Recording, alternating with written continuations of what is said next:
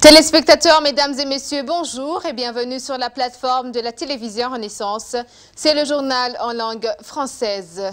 Les parents et les Burundais dans l'ensemble sont interpellés à encadrer la nouvelle génération pour qu'elle grandisse dans l'unité comme l'avait souhaité le héros du Burundi. Cet appel fait par Pierre Nkurunziza semble aller à l'encontre des idées et discours des membres de son parti, le CNDD-FDD. Plus de précisions avec Bertrand Ngendakuriyo.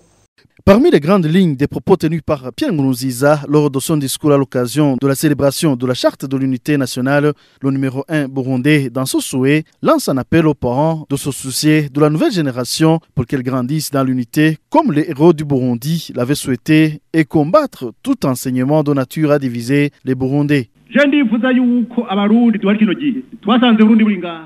J'aimerais que les Burundais de nos jours aient des comptes à rendre. Nous devons avoir conscience et encadrer nos enfants pour qu'ils aient un bon avenir et vivent dans l'unité. C'est ce qu'ont fait Ntare Rushatsi, Mwezi Gisabo, le prince Louis Rwagasore et Ndadaye Melchior. Nous devons donc sans cesse aimer notre patrie et garantir l'avenir de nos enfants car notre âge est limité sur cette terre. Mais ces souhaits de Pierre Nkurunziza sont contradictoires aux actes et discours des membres du parti au pouvoir, le CNDD-FDD. Dans plusieurs régions du Burundi, l'on parle des rassemblements des jeunes Imbonerakure au cours desquels ils lancent des slogans haineux. Vous vous souviendrez d'une vidéo qui a circulé sur les réseaux sociaux montrant plus de 100 membres appartenant aux Imbonerakure répétant plusieurs fois et de façon récurrente le rappel à rendre enceintes des femmes de l'opposition pour qu'elles donnent naissance à des Imbonerakure.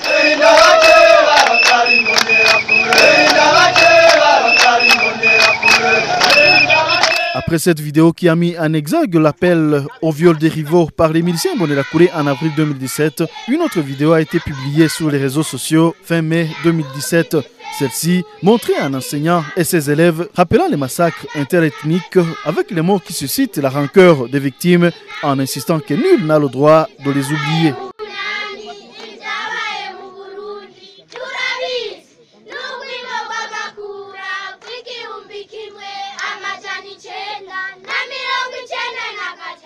Sachez aussi que c'est Pierre Nkurunziza qui a surnommé les opposants chiens chétifs avec le terme Mojeri qui est devenu un slogan du régime et son parti, le CNDD-FDD.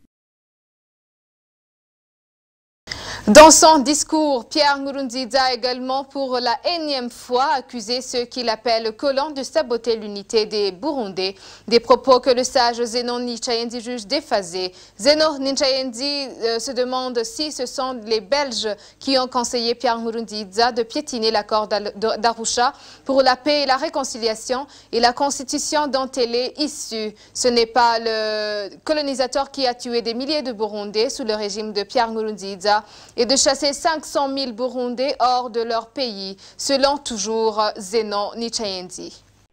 J'ai l'impression honnêtement que ce discours est un déphasage total de la réalité historique et aussi de la réalité actuelle. Je suis d'avis, j'étais là, je voyais, le colonisateur a eu une éducation un enseignement divisionniste. Il a semé cette graine. Mais, qui a repris cette semence, l'a semée lui-même, a récolté tant de pleurs depuis 1962 jusqu'à aujourd'hui. Qui a semé cette mauvaise graine dans la jeunesse, dans les cœurs, dans les esprits, au Rwanda, au Burundi, jusqu'à ce que il y ait génocide dans les deux pays. Comment se fait-il que, tant d'années après le départ du colonisateur, il y a eu tant de morts tués, non pas par le colonisateur et ses agents, mais par les gouvernants rwandais et burundais. Le régime Kayibanda, le régime Habyarimana, le régime Nkurunziza sont en train de commettre l'irréparable. Ce n'est pas le colonisateur qui a tué tant de monde, qui a fait fuir 500 000 Burundais, enfants, parents, vieux, jeunes, toutes ethnies confondues. Parmi les réfugiés, il y a des Hutus, il y a des Tutsis, il y a des Twa, il y a des Ganois. Parmi les morts, il y a des Tutsis, il y a des Hutus. Sachons lire correctement l'histoire. Ne la renversons pas. Ne renversons pas les rôles. Ne nous discutons pas. Chacun sa responsabilité. Arusha avait tranché dans le bon sens. Et Arusha qui nous avait réconciliés. Sur l'initiative des Burundi, ce président qui souhaite bonne chance d'unité et de réconciliation nationale, c'est lui qui déchire les accords d'Arusha, la constitution qui en est issue, les équilibres entre les Hutus et les Tutsis. Dans la constitution, c'est écrit. Dans l'accord d'Arusha, c'est écrit. Il est en train de déchirer tout ça. Et il revient, il nous dit, l'unité, l'unité. Adoption ce mercredi à Kampala, en Ouganda, du bureau de l'Assemblée législative des pays de l'Afrique de l'Est.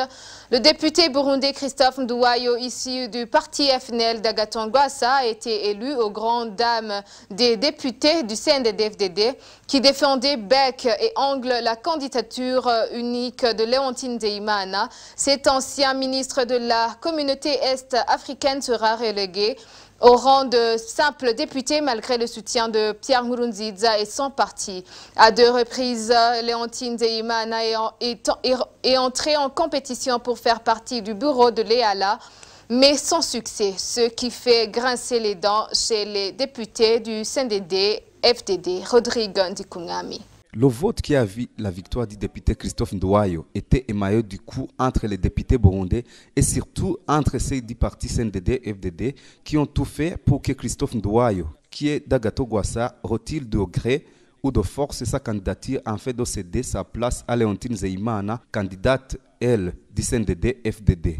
Les sources de Kampala se déroulaient la réunion de l'Assemblée des députés de l'Afrique de l'Est précisent que Christophe Nduwayo a subi des menaces des députés du CNDD-FDD qui l'ont averti de mauvais sort qu'il entend s'il retourne au Burundi. Ainsi, Christophe Nduwayo a obtenu 43 voix contre 39 pour Léontine Nzeyimana. Une deuxième défaite pour Léontine Nzeyimana il y a un peu moins d'un mois. Elle avait échoué à se faire élire au poste de président de la même chambre des députés de l'Afrique de l'Est malgré le soutien de Pierre Nkurunziza et son parti.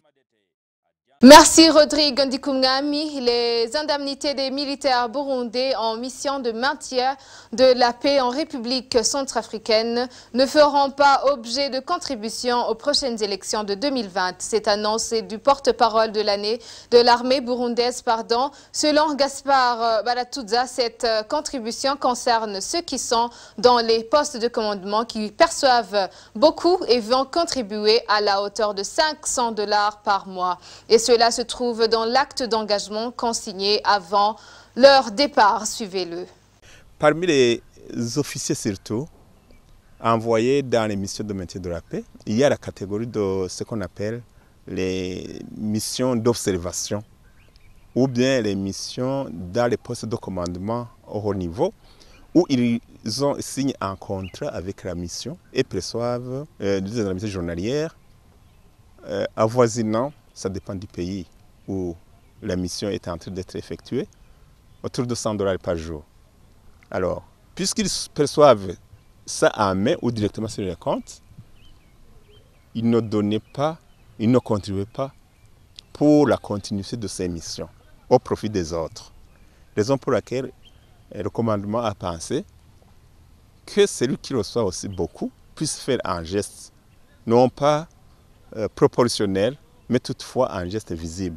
D'où c'est cette catégorie d'officiers déployés en mission d'observation ou dans les postes de commandement qui perçoivent plus, qui vont contribuer à hauteur de $500 par mois.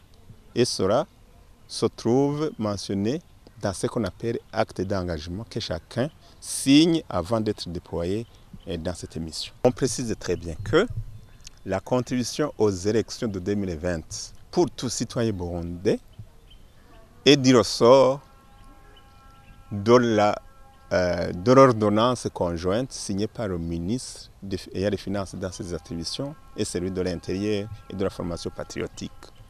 Et ça se fera sur le salaire du militaire ici au pays. Après la mise en place de l'équipe dirigeante de l'Association des journalistes burundais en exil samedi de la semaine passée, les membres de cette association passaient à l'approbation des statuts et règlements qui vont régir l'association. Plus de 70 journalistes burundais en exil qui ont participé à cette activité se réjouissent de ce grand pas franchi. Pour plus de précisions avec Denis Ndaïkengroukié. Ces acclamations sociales des journalistes burundais membres de la JBE après la mise en place des documents juridiques de l'association.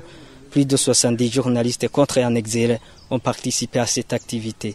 Jean-Marie Vianney Burundi, président de l'association des journalistes burundais en exil, parle d'une nouvelle étape qui apportera une valeur ajoutée afin de trouver solution aux différents problèmes qui hâtent ces journalistes.